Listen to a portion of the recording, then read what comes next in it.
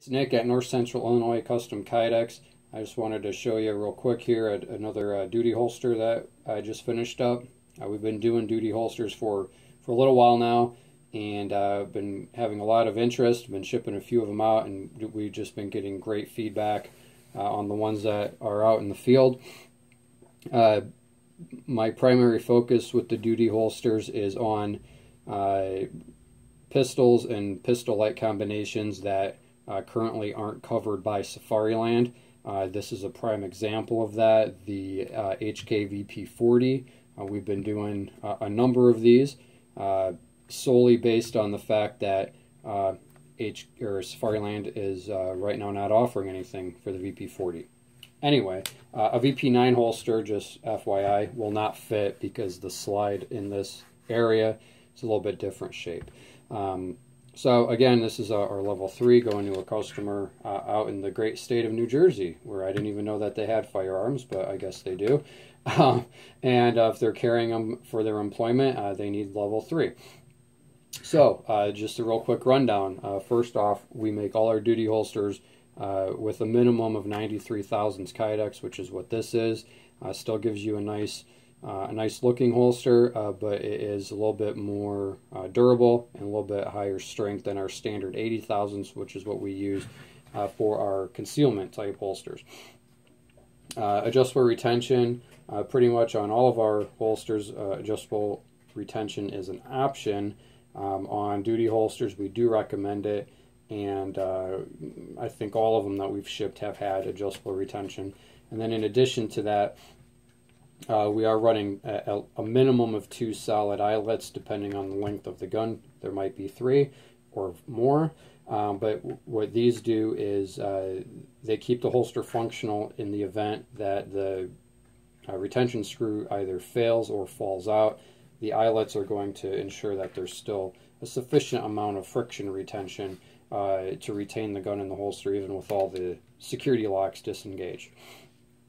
Alright, moving up, since we are using the Safariland system, a lot of this will look familiar to most people. This is the Safariland SLS hood, which is a level 2 locking device because it requires 2 distinct physical actions to unlock. Just as a real quick aside, there is no quote-unquote industry standard for retention levels, but since I'm using Safariland retention hardware, I'm just using Safariland's own retention ratings.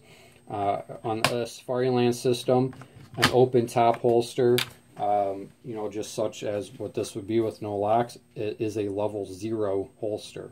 A lot of companies will call that a level 1 because it has friction retention.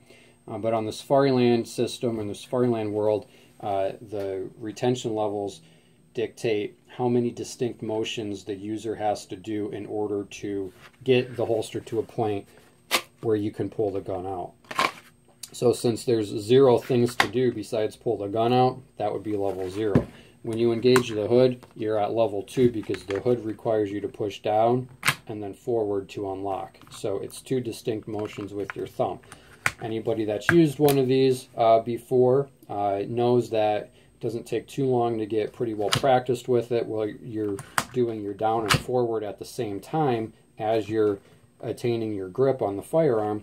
And that's a great feature because this is allowing you to unlock a level 2 holster quickly and easily, allowing you to draw the gun. But it's still level 2 instead of level 1 because if you push this down and let it back up, it's still fully locked. This doesn't push down and completely unlock, maybe like a spring-loaded hood would. And I don't know if you can see that with the hood guard here, but right here, if you push this down and release it, it's still locked in a level 2. Our level 3 comes from the Safariland Sentry Lock, which is a mechanical lock when it's engaged that prevents the Sentry hood from being depressed.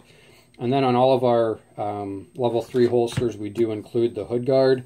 It's an option on the website, so if you're getting a level 3, make sure you select the hood guard as well.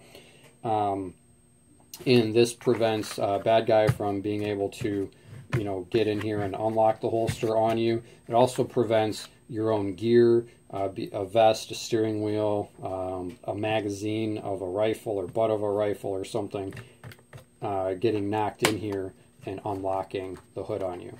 So this is a very secure system. On the back side, for the belt mount, another very important feature of a duty holster is how it attaches to the belt. I don't care how many locks you have on the holster itself. If the whole entire holster can be ripped off of your belt, all those locks don't do you any good. So we are using the Safariland universal belt loop adapter because it's solid and proven. These are available in 2-inch as this one and 2 1/4 for your larger duty belts. And the 2-inch can be adapted down to 1 3/4 or 1.5 with the disclaimer that you need to make sure that your belt is up to the task if you're using it for duty gear. There's a lot of nylon belts out there. We'll give a shout out to Special Operations Equipment. Their 1.5-inch nylon belts will hold some crazy amount of weight. You know, I saw a video where they had 2 trucks back to back pulling on a belt and they couldn't rip the belt. So, you know, those buckles and stitching and everything that goes into that top notch. So just make sure that you're using a good quality belt with your quality holster. To attach the belt loop to the holster, we are using upgraded hardware. This is larger hardware than you normally would get with Safariland, and it's stainless steel. And then on the inside of the holster, we have our proprietary reinforced mounting plate, which gives you stainless steel threads and a solid continuous mounting plate that all 3 attachment points are threaded into. And that's to prevent the holster from being able to be pulled right off of the belt mount. I mentioned it in another video, but real quick again, this is a standard piece of hardware that a Kydex holster maker would use to secure something to Kydex, and if all they have is this little flange on the inside of the Kydex, I don't care how thick the Kydex is, it's a flexible material even when it's room temperature or you know, not heated up.